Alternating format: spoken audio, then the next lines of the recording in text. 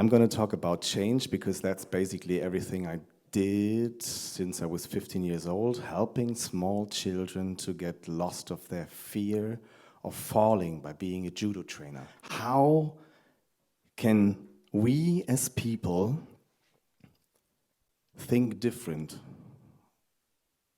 when we are actually programmed and our hardware not have been changing since Homo sapiens? It's not upgraded, the system. And we are putting so many things on it, and evolution is not helping us to get all these things processed. So we don't like change. Maybe you've talked to the same people in the break that you've talked before when we came here, because it was the safe space and you didn't want to change it. And then there was something sitting on your seat because it was maybe the better place, but that's the only way why somebody changed it. And you basically gone back to the same seat. And you already know so many things about me by having the first glimpse of an eyesight, a blink of an eye, a 7th second of our brain, and we put out drawers, biases. We are not connected to what we really need and want, because that's not in the socialization program of ourselves. So if you talk about asking the client or the customer what they want, they will never tell you what they really want, because they actually don't know for themselves. When you think of the brain and of our brain, our autopilot is like almost, you know how many percent we are on autopilot in our brain? 92 to 96%. Depends on what you're doing on the daily business and your hobbies. It's so easy to make people change because the basic concept is that they want to be steered. The bigger the group gets, and I've dealt a lot with innovation processes, the bigger the group gets, the dumber they get as well. And you tell them to go over there, grab a sheet of paper and write something down and put it there, they for sure will ask a lot of questions what they should do. The problem is, we don't think simple. We just think simpler. Read this out. Blue, green, yellow, gray, pink, black, red, purple, beige, brown, white, orange. And now, say the color of the word. Red, green, blue, black, red, gray, pink, purple, brown, blue, dark blue. Our brain is not used to make so many decisions on a daily business, because every decision we have to think of so many factors and we have to think of so many aspects that we clutter our brain. And our brain is basically just very simple, because there's an impulse, highway model of trained thinking. Etwa de Bono, wonderful writer, read all the books. I give you a keyword, and then your brain just gets to the first simple answer that is maybe embedded in your knowledge, or that you was just doing for the last time when you heard of this word or whatever. So there's the impulse, and then there's the standard solution. And we are going 300 kilometers an hour. That's about the speed in our brain. The problem is, by being creative or flexible or logic or whatever, quick-witted, or if you want to deal with change, you have to stop on your motorway. And that's always happens when you have a good idea and you talk to people and tell them that you think different, then they crash on their motorway with about 300 kilometers an hour, and that makes them feel bad. This will never work. We've done that a lot of times. Who will pay for it or whatever? You know all the killer phrases. And we have them ourselves. When I tell you to get up and hug the person next to you, now, please.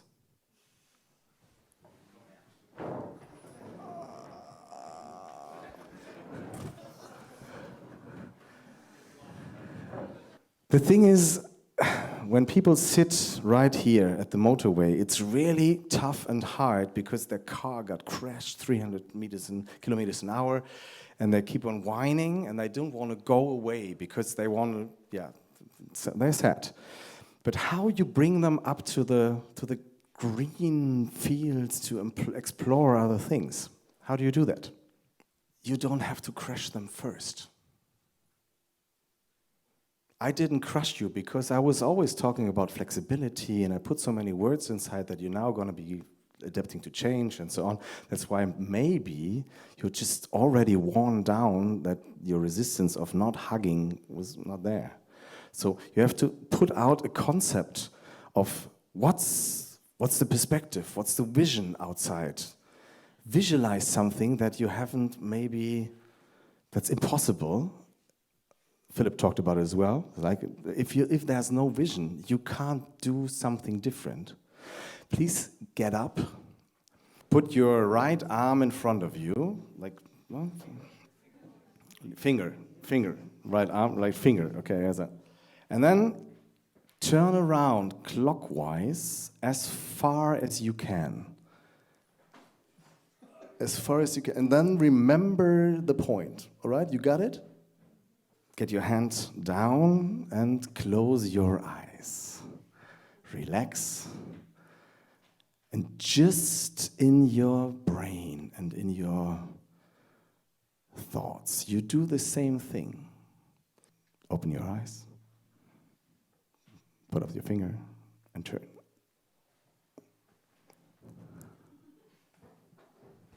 How it is gonna be? How does it feel where I wanna go? What's the bottom line of needs that will be fulfilled when I get there? I give you an example about how difficult it is to get out of the motorway by solving this riddle. So please try to solve this riddle. It's really, really hard to think out of the box. It's really, really hard to divide things in different perspectives. And on the other way, the whole world makes us think of so many thousand perspectives. Already, when we have two persons in the room, we have 1,000 different belief sentence values, and so on and so on. So that already puts so much complexity to things and to decisions and so on.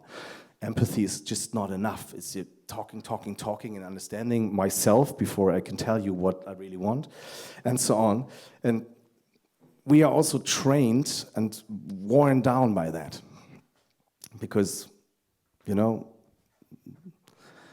at Subway, and I have to read it out, we have the possibility of 1,113 something combination possibilities, you know? So if we want to eat every day another Subway sandwich, we can eat for 3,000 years. And we were asked all the time, again and again, what we want. So already everything is clouded by decision making, so it makes us even harder for us to switch motorways.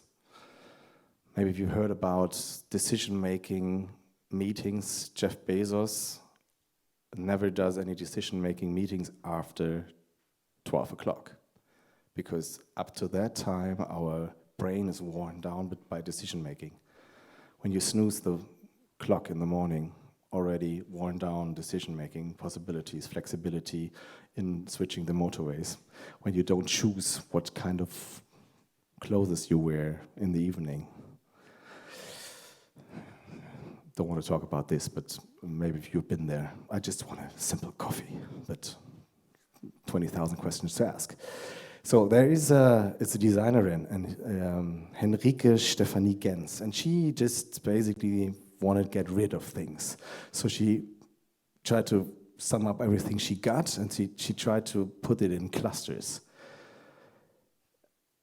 And then she chose, because it was much easier to choose out of those clusters what is necessary and what is not, and simplified her life. And simplifying our life is something which is really hard, because we have to kill our darlings, because we made so many put so many efforts in it to think of things to buy?